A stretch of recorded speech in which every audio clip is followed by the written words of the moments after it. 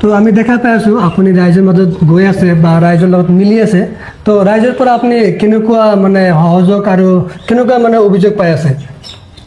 হয় আসলতে ৰাইজ বুলি কৰে গোটেই বিশৃংখলা সমষ্টিৰ ৰাইজ আমাৰে মানুহ আমি তাৰে মানুহ হয় নে নাই গতিকে মই নিজৰ মানুহ বুলি ভাবো আৰু মই যিমান জায়গাত মত বিনিময় সভা আয়োজন কৰিছো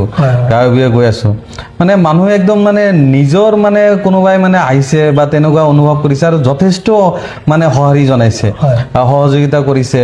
এনেকুৱা লাগি আছে মানে যে আমি সভা বা মত বিনিময় সভা কৰা নাই কিবা কামৰ আলোচনা কৰি আছে যে কি কাম কৰিব লাগে গতিকে মোৰ শক্তি দুগুণ বৃদ্ধি হৈছে আৰু খুব ভাল লাগিছে আৰু দায়িত্ব অনুভৱ কৰি আছো যে সঁচাকে মানে আমাৰ বিশৃংখলা সমষ্টিটো উন্নয়ন কৰিব লাগিব বহুতখিনি কাম কৰিবলগীয়া আছে মানুহৰ বহুত দুখ আছে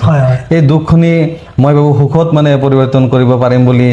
মই আশা ৰাখিছো আৰু মানুহৰ পৰা দোৱা প্ৰাৰ্থনা বিচাৰিছো যাতে মোৰ সেই সুবিধাটো আগত মানে হয়